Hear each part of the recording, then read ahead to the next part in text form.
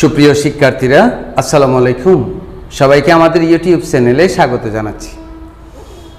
আজকের ভিডিওতে আমরা নবম ও দশম শ্রেণীর উচ্চতর গণিত অধ্যায় 3 থেকে একটি উপপাদ্য শিখব। আজকে আমরা যে উপপাদ্যটা শিখব সেটা হচ্ছে উপপাদ্য 3। এই উপপাদ্য 3টাকে পিথাগোরাসের উপপাদ্যের বিস্তৃতি বলা হয়।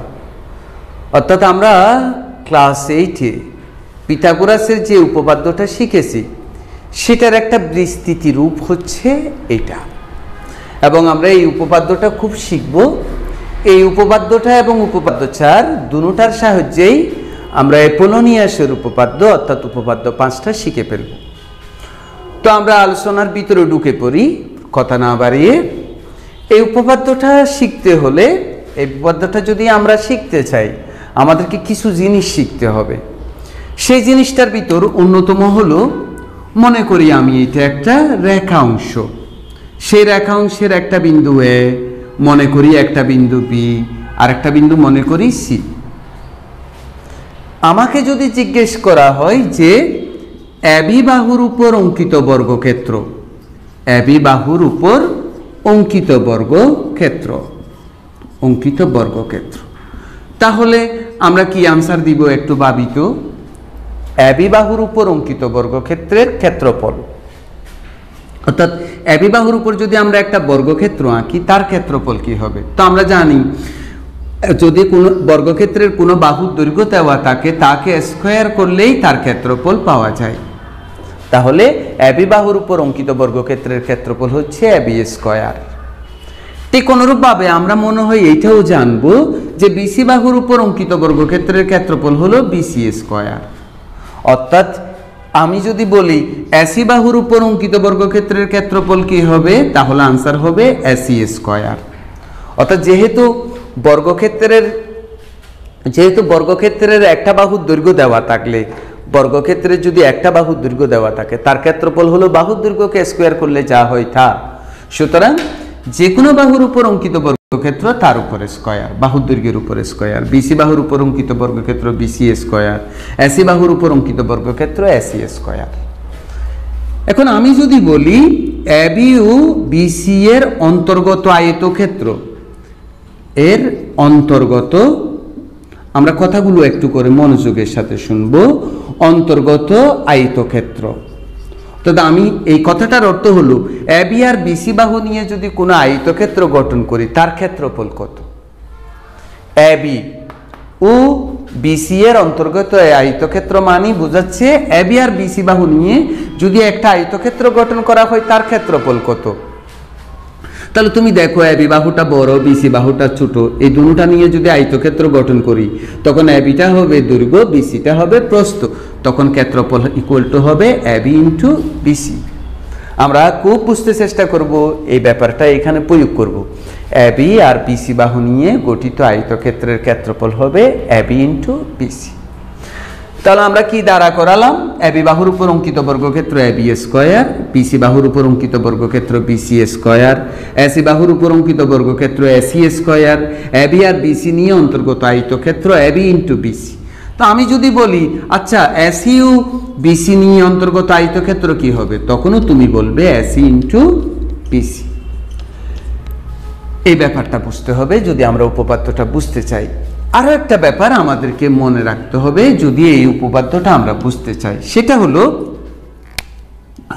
যদি একটা ত্রিভুজের কোনো কোণ এক সমকোণ হয়, যদি একটা ত্রিভুজের যে কোনো কোণের পরিমাণ, অর্থাৎ একটা কোণের পরিমাণ এক সমকোণ হয়, মনে করি বি কোণ সমান এক সমকোণ, তখন সুপ্রিয় শিক্ষার্থীরা ওই ত্রিভুজটাকে আমরা সমকোণী ত্রিভুজ বলবো।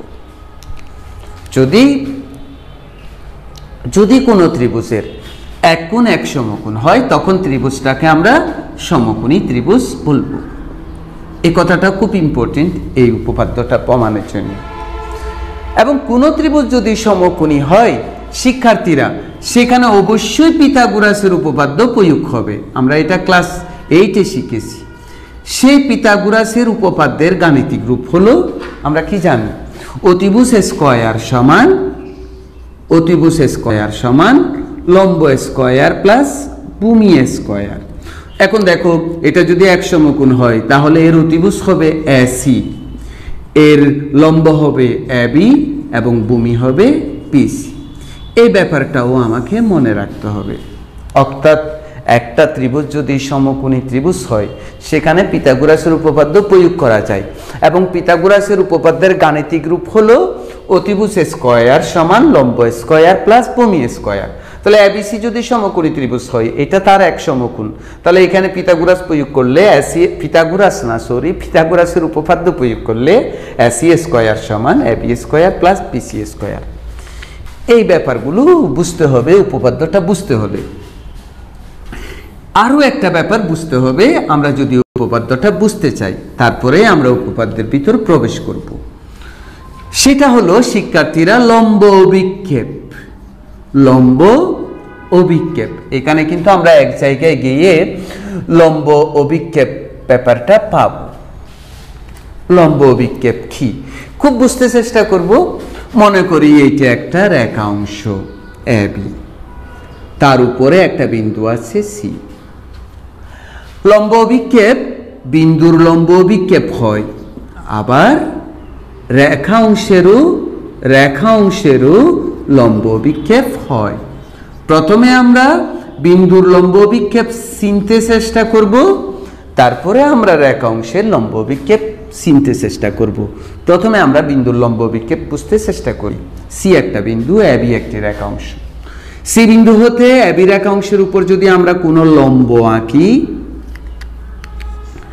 আমরা কিন্তু শর্ত দিয়েছি সি বিন্দু হতে লম্ব আঁকতে হবে এবি রেখা অংশের উপর। সি বিন্দু হতে যদি এবি রেখা অংশের উপর লম্ব আঁকি তাহলে লম্বের পাদবিন্দু কি এম। এম হচ্ছে সিএম লম্বের পাদবিন্দু। সেই পাদবিন্দু এম কে পি বিন্দুর লম্ব অভিক্ষেপ বলে। পি বিন্দুর লম্ব অভিক্ষেপ এবি রেখার উপর। আবার দেখি একটি সরল রেখার উপরে যদি কোনো একটা বিন্দু থাকে, বিন্দুটা থেকে যদি সরল রেখার উপর কোনো লম্ব আঁকা হয়, লম্বটার পাদবিন্দুটাই ওই উপরের বিন্দুর লম্ব অভিক্ষেপ, বিন্দুর লম্ব অভিক্ষেপ। আবার একটু বুঝতে চেষ্টা করি, যদি একটা রেখা একটি সরল রেখা থাকে, তার উপরে যদি একটা বিন্দু থাকে, সেই বিন্দু থেকে এই রেখার উপর যদি আমরা কোনো লম্ব আঁকি তাহলে এই যে পাদবিন্দুটা এই পাদবিন্দুটা পি বিন্দুর লম্ব অভিক্ষেপ এই রেখা অংশের উপর। তাহলে আমরা কাকে লম্ব অভিক্ষেপ বলবো? একটা বিন্দু থেকে কোনো সরল রেখার উপর লম্ব আঁকলে লম্বের পাদবিন্দুটা হচ্ছে ওই রেখার উপর ওই বিন্দুর লম্ব অভিক্ষেপ। এখন আমরা রেখা অংশের লম্ব অভিক্ষেপ কাকে বলে সেটা চিনতে এবং বুঝতে চেষ্টা করব। মনে করি শিক্ষার্থীরা, মনে করি এবি একটি সরল রেখা। তো এবি সরল রেখার উপর একটি রেখা অংশ আছে সিডি। এবি সরল রেখার উপর একটি রেখা অংশ সিডি। সেই সিডি রেখা অংশের প্রান্তবিন্দু সি হতে এবির উপর আমরা লম্ব আঁকি সিপি। অপর প্রান্তবিন্দু ডি হতে এবির উপর লম্ব আঁকি আমরা ডিএম। তাহলে এই যে সিডি রেখা অংশের সি প্রান্তবিন্দু হতে লম্ব আঁকলাম সিপি, অপর প্রান্তবিন্দু ডি থেকে লম্ব আঁকলাম ডিএম। তাহলে এই লম্বের পাদবিন্দু হচ্ছে পি, ওই লম্বের পাদবিন্দু হচ্ছে এম। সে পাদবিন্দুর মধ্যবর্তী যে অংশটা পিএম হচ্ছে এবি রেখার উপর সিডি রেখা অংশের লম্ব অভিক্ষেপ। আমাদেরকে এই জ্যামিতিটা বুঝতে হলে এই ব্যাপারটা খুব ভালোভাবে বুঝতে হবে। কি রকম? একটা সরল রেখার উপর যদি কোনো একটা রেখা অংশ থাকে, সেই রেখা অংশের একটা প্রান্তবিন্দু হতে সরল রেখাটার উপর যদি লম্ব আঁকা হয়, রেখা অংশের অপর প্রান্তবিন্দু হতে ওই সরল রেখার উপর যদি অপর একটা লম্ব আঁকা হয়, তাহলে লম্ব দ্বয়ের লম্ব দুটার পাদবিন্দুর মধ্যবর্তী যে দূরত্বটা থাকবে সরল রেখাটার উপর, যেমন সি বিন্দু হতো লম্ব আঁকলাম সিপি, ডি বিন্দু হতো লম্ব আঁকলাম ডিএম, এই যে লম্বের পাদবিন্দু পি, এই যে পাদবিন্দু এম, এই যে পিএম, এই যে এবি সরল রেখার যে পিএম অংশটুকু, সেই অংশটুকুই হচ্ছে সিডি রেখা অংশের লম্ব বিক্ষেপ। তো আমরা লম্ব বিক্ষেপটাকে আরেকটু ভালোভাবে বোঝার জন্য আমরা অন্যভাবে একটু দেখি। মনে করি এবি একটি রশ্মি, সে এর উপর মনে করি এইরকম একটা রেখাংশ আছে। এখন এম রেখা অংশের লম্ব বিক্ষেপ এবি রশ্মির উপর কিভাবে আঁকবো? এবার তুমি চিন্তা করো, এ বিন্দুতে লম্ব আঁকলে সেই লম্বের পাদবিন্দু অবশ্যই এতে পড়বে। আবার এম বিন্দু থেকে লম্ব আঁকলে সেটা মনে করো কি হলো এন। তাহলে এই যে লম্বের পাদবিন্দু এই যে লম্বের পাদবিন্দু এন, এই এনটা হবে এম রেখা অংশের এবি এর উপর লম্ব বিক্ষেপ, এবি এর উপর লম্ব বিক্ষেপ। বিশেষ করে এই ব্যাপারটা এখানে খুব কাজ দিবে। আমরা আবার দেখি, এবি একটি রশ্মি, সে এবি রশ্মির উপর এম একটা রেখা অংশ আছে। তাহলে এ বিন্দুর থেকে লম্ব আঁকলে এটা এ বিন্দুতে পড়বে, তাহলে এ বিন্দুর লম্ব বিক্ষেপ হলো এ। আবার এম বিন্দু হতে যদি আমরা, অর্থাৎ এম রেখা অংশের এম বিন্দু হতে যদি এবির উপর একটা লম্ব আঁকি এম এন, তাহলে এই এম বিন্দুর লম্ব বিক্ষেপ হলো এন। সেই দুটার মধ্যবর্তী যে অংশটা এন, সেই এন হচ্ছে এম রেখা অংশের এবির উপর লম্ব বিক্ষেপ। তাহলে আমরা পিথাগোরাসের উপপাদ্য কিভাবে প্রয়োগ করে একটা বাহুর উপর কিভাবে বর্গক্ষেত্র আঁকে, বর্গক্ষেত্রের ক্ষেত্রফল নির্ণয় করতে হয়, দুইটা বাহু নিয়ে অন্তর্গত আয়তক্ষেত্রের ক্ষেত্রফল কিভাবে বলতে হয় সেটা শিখলাম। এখন আমরা উপপাদ্যটাতে ঢুকে পড়ব। এই উপপাদ্যটাতে ঢুকতে আরও একটা কথা তোমাকে মনে রাখতে হবে, সেটা হলো স্থূলকোণী ত্রিভুজ কাকে বলে। দেখো শিক্ষার্থীরা, কোণের অর্থাৎ ত্রিভুজের কোণের উপর ভিত্তি করে ত্রিভুজ তিন প্রকার। ত্রিভুজের এই যে একটা ত্রিভুজ, সেই ত্রিভুজের যে কোণগুলো আছে, কোণগুলোর পরিমাপের উপর ভিত্তি করে ত্রিভুজ তিন প্রকার: স্থূলকোণী ত্রিভুজ, সূক্ষ্মকোণী ত্রিভুজ, সমকোণী ত্রিভুজ। স্থূলকোণী ত্রিভুজ, যে ত্রিভুজের শুধুমাত্র একটা কোণ স্থূলকোণ, তাকে স্থূলকোণী ত্রিভুজ বলে। যে ত্রিভুজের তিনটা কোণেই সূক্ষ্মকোণ, তাকে সূক্ষ্মকোণী ত্রিভুজ বলে। যে ত্রিভুজের একটা কোণ এক সমকোণ, তাকে সমকোণী ত্রিভুজ বলে। সূক্ষ্মকোণ হলো যে কোণের পরিমাণ 90 ডিগ্রি থেকে ছোট, স্থূলকোণ হলো যে কোণের পরিমাণ 90 ডিগ্রি থেকে বড়। তাহলে স্থূলকোণী ত্রিভুজ কোন ত্রিভুজকে বলবো? ওই ত্রিভুজে এমন একটা কোণ থাকবে যে কোণের পরিমাণ 90 ডিগ্রি থেকে বড় হবে, তখন ওই ত্রিভুজকে আমরা স্থূলকোণী ত্রিভুজ বলবো। আমরা সংজ্ঞার সময় যেন এইরকম না বলি যে ত্রিভুজের তিনটা কোণে স্থূলকোণ, তাকে স্থূলকোণী ত্রিভুজ বলে, হতে পারে না। কারণ একটা ত্রিভুজের তিন কোণ যোগ করলে হবে 180। এখন তিনটাই যদি স্থূলকোণ হয়, তাহলে তিনটার পরিমাণ 90 ডিগ্রি থেকে বড়, তাহলে তিনটা যোগ করলে 180 ডিগ্রি থেকে বড়, তাহলে তো এটা ত্রিভুজেই গঠিত হবে না। তাহলে স্থূলকোণী ত্রিভুজ কাকে বলে? যে ত্রিভুজের শুধুমাত্র একটা কোণ স্থূলকোণ, বাকি দুটোটা সূক্ষ্মকোণ, তখন তাকে স্থূলকোণী ত্রিভুজ বলে। তো আমাদের এই উপপাদ্যটা বলছে এটা সাধারণ নির্বচন স্থূলকোণী ত্রিভুজের। মনে করি এটা একটা স্থূলকোণী ত্রিভুজ, আমরা খুব মনোযোগী হব সাধারণ নির্বচনে, যার এটা হলো স্থূলকোণ। স্থূলকোণী ত্রিভুজের স্থূলকোণী ত্রিভুজের এই যে স্থূলকোণের বিপরীত বাহুর উপর অঙ্কিত বর্গক্ষেত্র। আমরা কতক্ষণ আগেই শিখিয়েছি বর্গক্ষেত্র কিভাবে লিখতে হয়, বাহুর দৈর্ঘ্যের উপর স্কয়ার। স্থূলকোণী ত্রিভুজের এসিবি মনে করি স্থূলকোণ, এটা তা এক সমকোণ থেকে বড়, আর বিপরীত বাহু হচ্ছে এবি। তো কি বলেছে? স্থূলকোণী ত্রিভুজের স্থূলকোণের বিপরীত বাহুর উপর অঙ্কিত বর্গক্ষেত্র। তাহলে এবি বাহুর উপর অঙ্কিত বর্গক্ষেত্র এবি স্কয়ার। এটা আমরা শুরুতেই আলোচনা করেছি। এবি বাহুর উপর অঙ্কিত বর্গক্ষেত্র এবি স্কয়ার, এসি বাহুর উপর অঙ্কিত বর্গক্ষেত্র এসি স্কয়ার, বিসি বাহুর উপর অঙ্কিত বর্গক্ষেত্র বিসি স্কয়ার। কি বলছে? স্থূলকোণী ত্রিভুজের স্থূলকোণের বিপরীত বাহুর উপর অঙ্কিত বর্গক্ষেত্র, হ্যাঁ, এই বর্গক্ষেত্রটা ওই কোণের এখানে ওই কোণ বলতে স্থূলকোণটা বোঝাচ্ছে, ওই কোণের স্থূলকোণের সন্নিহিত মানে সাথে লাগানো। এখন দেখো স্থূলকোণের সাথে লাগানো কয়টা বাহু আছে, এসি আর বিসি। তার মানে এই স্থূলকোণের সন্নিহিত বাহু হচ্ছে এসি এবং বিসি। স্থূলকোণের সন্নিহিত অন্য দুই বাহুর উপর, স্থূলকোণের সন্নিহিত অন্য দুই বাহুর উপর, কি অন্য দুই বাহুর উপর অঙ্কিত বর্গক্ষেত্রদ্বয়ের ক্ষেত্রফল।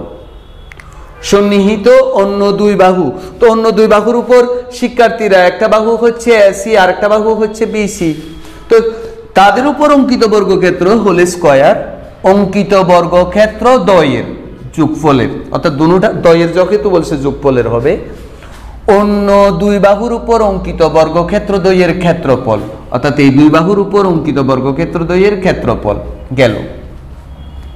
এবং ওই দুই বাহুর যে কোনো একটি, অর্থাৎ সন্নিহিত বাহু যে দুইটা আছে তার ভিতর যে কোনো একটি, তো যে কোনো একটি মনে করি আমরা কি এসি করলাম, মনে করি এসি, ওই বাহুর যে কোনো একটি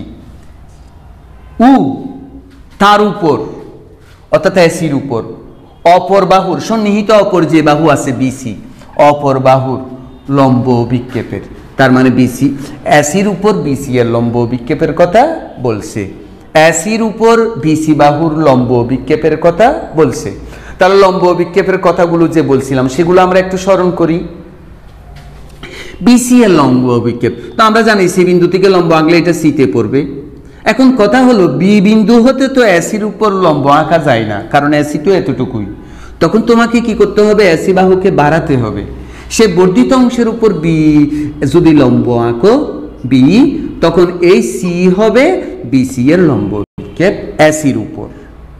তাহলে কি বলছে, সন্নিহিত অন্য যে কোনো দুইটি বাহুর একটি এবং তার উপর এসির উপর অপর বাহুর বিসি এর, এই যে তার উপর অপর বাহুর লম্ব অভিক্ষেপের, লম্ব অভিক্ষেপকে সির লম্ব অভিক্ষেপের অন্তর্গত আয়তক্ষেত্র, অর্থাৎ অপর বাহু অপর সন্নিহিত বাহুর যে কোনো একটি এবং তার উপর অপর বাহুর লম্ব অভিক্ষেপের অন্তর্গত আয়তক্ষেত্র। তাহলে দুটোটা গুণ করতে হবে। আমরা অন্তর্গত আয়তক্ষেত্র কিভাবে বলছি, একটা বাহু গুণ আর একটা বাহু করলেই ওই বাহু দুইটা নিয়ে গঠিত অন্তর্গত আয়তক্ষেত্রের ক্ষেত্রফল পাওয়া যাবে। তাহলে স্থূলকোণের সন্নিহিত যে কোনো একটি বাহু, সে বাহুর উপর অপর বাহুর লম্ব অভিক্ষেপের সি এর অন্তর্গত আয়তক্ষেত্রের, তাহলে এসি ইন্টু সি এর তার দ্বিগুণের সমষ্টির সমান, দ্বিগুণের যোগফলের সমান। এটাই আমরা কি করব, প্রমাণ করব। তাহলে আমরা কি বলছে একটু করে দেখি। স্থূলকোণী ত্রিভুজের স্থূলকোণের বিপরীত বাহুর উপর অঙ্কিত বর্গক্ষেত্র, স্থূলকোণের বিপরীত বাহুর উপর অঙ্কিত বর্গক্ষেত্র ওই কোণের, স্থূলকোণটা ওই কোণের সন্নিহিত, ওই কোণের সাথে লাগানো অন্য, সন্নিহিত মানে সাথে লাগানো অন্য দুই বাহুর, অন্য দুইটা বাহুর যে কোনো একটি, অন্য দুই বাহুর উপর অঙ্কিত বর্গক্ষেত্র দ্বয়ের, অপর দুই বাহুর উপর অঙ্কিত বর্গক্ষেত্র দ্বয়ের, এবং ওই দুই বাহুর যে কোনো একটি তার উপর অপর বাহুর লম্ব অভিক্ষেপের অন্তর্গত আয়তক্ষেত্রের দ্বিগুণের যোগফলের সমান। আরেকবার বলে শেষ করছি আমরা সাধারণ নির্বাচন। স্থূলকোণী ত্রিভুজের স্থূলকোণের বিপরীত বাহুর উপর অঙ্কিত বর্গক্ষেত্র ওই কোণের সন্নিহিত দুই বাহুর উপর অঙ্কিত বর্গক্ষেত্র দ্বয়ের, ওই কোণের যে কোনো একটি বাহু, সে বাহুর উপর অপর বাহুর লম্ব অভিক্ষেপের অন্তর্গত আয়তক্ষেত্রের দ্বিগুণের সমষ্টির সমান। এটাই আমরা কি করব, প্রমাণ করব। চলো আমরা এটা ছবি আঁকাটা শিখে ফেলি। তো শিক্ষার্থীরা আমরা ছবি আঁকবো। ছবি আঁকার সময় আমাকে খেয়াল রাখতে হবে এখানে যেন স্থূলকোণ হয়। তো স্থূলকোণ তো তুমি বুঝতেছো এটা 90 ডিগ্রি থেকে বড় হবে, তাহলে এটা একটু করে হেলানো হবে, একটু হেলিয়ে আঁকবে, তারপর এটার সাথে এটা যোগ করে দিবে। নামগুলো তুমি তোমার ইচ্ছা মতো দিবে, আমার মতো দিবে এমন কোনো কথা নাই। আমরা যে এমনিতে আঁকাটা বুঝতে চেষ্টা করব, মুখস্থ না। তাহলে এখন একটা বাহু আমরা এসি নিব, এসির উপর বিসি লম্ব অভিক্ষেপ আঁকার জন্য এটাকে আমরা কি করব, বাড়াবো, বাড়িয়ে তার উপর লম্ব আঁকবো। লম্ব আঁকার জন্য ত্রিকোণের হেল্প নিবে। ত্রিকোণের সমকোণটার সাথে এসি তুমি ধরবে, তারপরে এটাকে তার সাথে চেপে ধরবে। এই যে দেখো, এই সমকোণটাকে এসি রেখার সাথে ধরে চেপে ধরে তুমি ঠেলে বির কাছে নিয়ে যাবে, তারপর টান মারলে সেটাই হবে লম্ব, এটার নাম দিলাম আমরা ই। তাহলে এসির উপর বিসি এর লম্ব অভিক্ষেপ হবে কত? সি। তো আমরা সেটাই লিখি। আমরা বিশেষ নির্বাচন, এটা হলো সাধারণ নির্বাচন, বিশেষ নির্বাচনটা আমরা আমাদের ভাষায় লিখব, বইয়ের ভাষায় লিখব না। অর্থাৎ তোমরা আমার ভাষায় লিখবে না, তোমরা নিজেদের ভাষায় লিখবে। সহজ, অর্থাৎ এখানে যা বুঝেছো এটা অনুসারে সহজে বর্ণনা দিয়ে দিবে। খুব জটিল গুরুগম্ভীর ভাষা ব্যবহার করবে না, সহজ ভাষা বাট শুদ্ধভাবে করলেই হয়ে গেল। তো আমরা কি করতেছি মনে করি, খুব ভালো করে দেখো, এইখানে যে ব্যাপারটা বলেছি সেটাকে ছবি দিয়ে বলবো। মনে করি ত্রিভুজ এসিবি স্থূলকোণী এর এসিবি স্থূলকোণ। দেখো শিক্ষার্থীরা, এইটাকে ত্রিভুজ এবিসি স্থূলকোণী লেখার তো দরকার নাই, কারণ এসিবি ত্রিভুজের এই কোণটা স্থূলকোণ মানিয়েই তো সেটা স্থূলকোণী ত্রিভুজ, কারণ স্থূলকোণী ত্রিভুজের একটা কোণ স্থূলকোণ থাকে। তো যেহেতু এটার একটা কোণই স্থূলকোণ, এটা স্থূলকোণী ত্রিভুজ, ওই কথাটা বলার দরকার নাই যে এবিসি স্থূলকোণ ত্রিভুজ। তাহলে আমি ত্রিভুজ এসিবি এর এসিবি স্থূলকোণ। এটার পর এখানে তুমি এসি বাহুকে বর্ধিত কেন করছো সেটার ব্যাখ্যা করতে হবে, যে এসি এর বর্ধিতাংশের উপর, এসি এর বর্ধিতাংশের উপর বি বিন্দু হতে বি লম্ব আঁকি। তাহলে দেখো আমরা বি বিন্দু হতে বিসি এর বর্ধিতাংশের উপর বিই কি এঁকেছি, লম্ব এঁকেছি। তাহলে লম্ব আঁকার ফলে কি হয়েছে, এসিটা এসির উপর কার লম্ব অভিক্ষেপ, বিসি এর লম্ব অভিক্ষেপ, এটা বলতে হবে। সুতরাং সি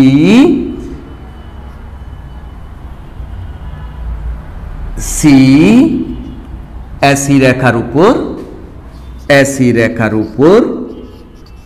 রেখার উপর বিসি এর লম্ব অভিক্ষেপ। এই কথাটা আমরা সুন্দর করে লিখে দিব যে লম্ব অভিক্ষেপ কে সি, কার, বিসি এর, কার উপর, এসির উপর। সেটাই লিখছি যে সিইটা হচ্ছে এসির উপর বিসি এর লম্ব অভিক্ষেপ। এটা তুমি তোমার ভাষায় লিখবে। এবার আমরা যেটা প্রমাণ করব সেটাও লিখব। তো আমরা কি প্রমাণ করব, এটা তো এতক্ষণ পর্যন্ত ব্যাখ্যা করলাম। তাহলে এইটা কি কোণ, স্থূলকোণ। স্থূলকোণের বিপরীত বাহু হচ্ছে এবি, তার উপর অঙ্কিত বর্গক্ষেত্র এবি স্কয়ার। স্থূলকোণ দুটার সাথে লাগানো বাহু দুটার উপর বর্গক্ষেত্র। তো স্থূলকোণ দুটার সাথে লাগানো একটা বাহু এসি আর একটা বাহু বিসি, তার উপর অঙ্কিত বর্গক্ষেত্র দৈর্ঘ্যের ক্ষেত্রফলের, অন্য দুই বাহুর উপর অঙ্কিত বর্গক্ষেত্র দৈর্ঘ্যের ক্ষেত্রফল। তারপর আমরা কি বলছি, ওই বাহুর অর্থাৎ স্থূলকোণের যে কোনো একটা বাহু, সে বাহুর উপর অপর বাহুর লম্ব অভিক্ষেপের অন্তর্গত আয়তক্ষেত্রের ত্রিকোণের সমষ্টির সমান। এটাই আমরা প্রমাণ করব।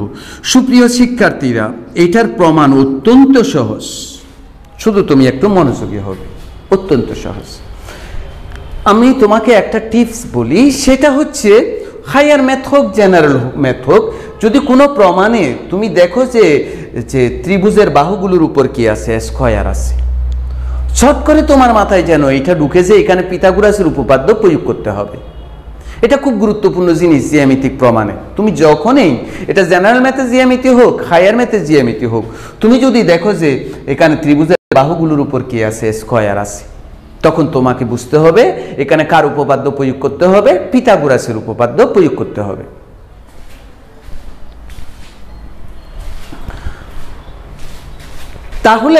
তাহলে আমরা যেহেতু দেখতেছি এখানে এবির উপরে স্কয়ার, বিসির উপরে স্কয়ার, এসির উপরে স্কয়ার আছে, তার মানে আমাকে এখানে পিথাগোরাসের উপপাদ্য প্রয়োগ করতে হবে। তার মানে আমরা এখানে পিথাগোরাসের উপপাদ্য প্রয়োগ করে ফেলবো। এখন পিথাগোরাসের উপপাদ্য প্রয়োগ করার জন্য শর্ত হলো কি, সমকোণী ত্রিভুজ হতে হবে। তার মানে তোমাকে এখানে একটা বাহু একটা কোনো ত্রিভুজের একটা কোণ এক সমকোণ, সেটা দেখতে হবে। তো সেটা কিভাবে দেখবে, তুমি যদি দেখো যে এখানে এক বাহুর উপর এক বাহু লম্ব আছেই, তাহলে দেখবে যে সেখানে সমকোণ গঠিত হয়েছে। দেখো আমরা কিন্তু বি লম্ব এঁকেছি, লম্ব অভিক্ষেপ আঁকার সময় বি লম্ব এঁকেছি, তাহলে এটা এক সমকোণ। তার মানে বিসিটাও সমকোণী ত্রিভুজ, বিইটাও সমকোণী ত্রিভুজ। এখন তুমি দেখো আমার প্রমাণে কিন্তু এবি স্কয়ারও আছে, বিসি স্কয়ারও আছে। খুব ভালো করে খেয়াল করো, এবি স্কয়ারও আছে, বিসি স্কয়ারও আছে।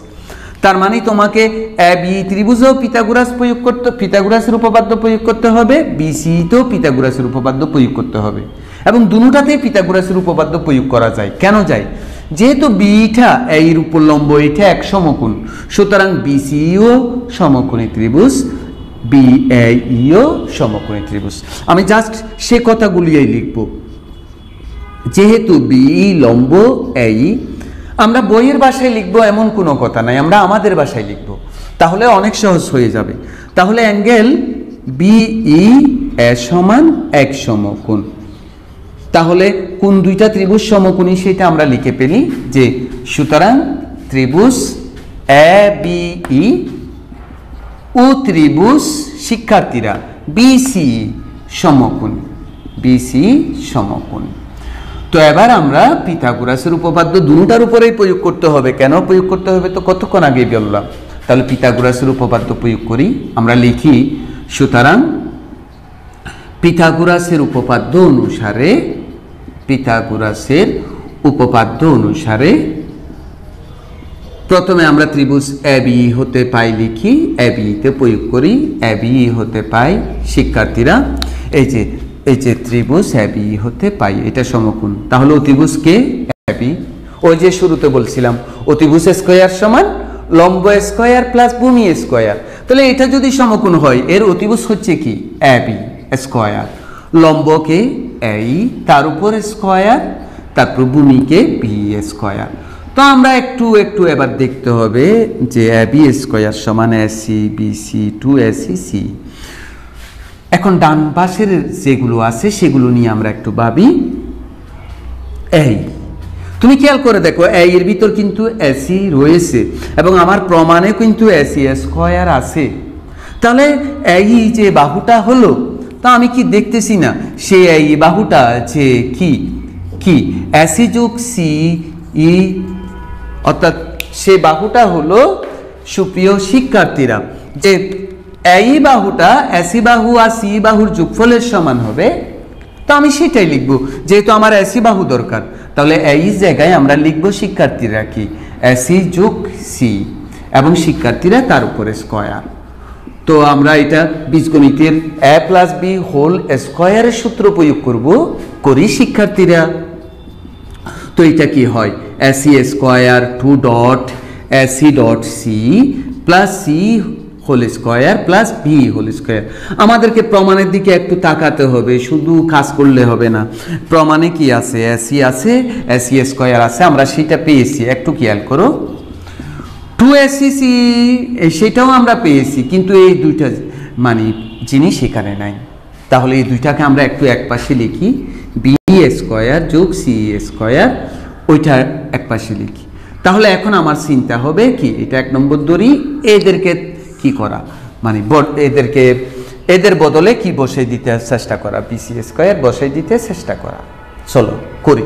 তো আমরা তো এখনো পিথাগোরাসের উপপাদ্য বিসির উপর প্রয়োগ করি নাই, আমরা একটু করে দেখি না। বিসি এটা সমকোণ, তাহলে পিথাগোরাস প্রয়োগ করলে বিসি স্কয়ার সমান সি স্কয়ার বি স্কয়ার হয়, ওইটাই হয়। তাহলে আমরা ত্রিভুজ বিসি তেও পাই, তাহলে ত্রিভুজ বিসিই হতে পাই। এখানেও আমরা পিথাগোরাস প্রয়োগ করি যে BC square equal to C square plus B square. হ্যাঁ, জাস্ট সেটাই। তো এখন এক হতে পাই, এক হতে শিক্ষার্থীরা কি পাও? এ বি স্কয়ার সমান এসি স্কয়ার, বি স্কয়ার যোগ সি স্কয়ার জায়গায় কি লিখতে পারবো? BC square two AC into C. এবং আমাকে এটাই কি করতে বলছে? প্রমাণ করতে বলছে। এখানে একটা কথা বলি শিক্ষার্থীরা, মানে সাধারণ নির্বাচন দেখে আমরা অনেক সময় আটকে উঠি যে এখানে কি কঠিন জিনিস না কি নিহিত আছে। তুমি আলোচনাটা শোনো, এতটুকু পর্যন্ত আলোচনাটা যদি শোনো, তোমার কাছে কি মনে হয়েছে এটা খুব কঠিন? আসলে জিওমেট্রিটা কঠিন না, আমরা আগে থেকে ধারণা করে নিই এটা অনেক কঠিন, এই জন্য আমাদের কাছে কঠিন হয়ে দাঁড়ায়। আসলে জিওমেট্রিটা অনেক সহজ, অনেক বেশি লজিক। জিওমেট্রিটা তো পুরাটাই লজিক্যাল, আমরা মানুষ হিসেবে অনেক লজিক্যাল, সুতরাং এটা আমরা অবশ্যই পারবো। তো তোমরা যে এত মনোযোগের সাথে এতক্ষণ পর্যন্ত ভিডিওটা দেখেছো, এই জন্য তোমাদেরকে অসংখ্য ধন্যবাদ। তোমাদের কাছে যদি আমাদের ভিডিওগুলো ভালো লাগে তোমাদের কাছে আমাদের কি থাকবে, অনুরোধ রাখবে তোমরা এগুলো আরেকজনের কাছে শেয়ার করবে, সেও যেন আমাদের চ্যানেলটা দেখে। তো সবাই ভালো থাকো, সুস্থ থাকো, আল্লাহ হাফেজ।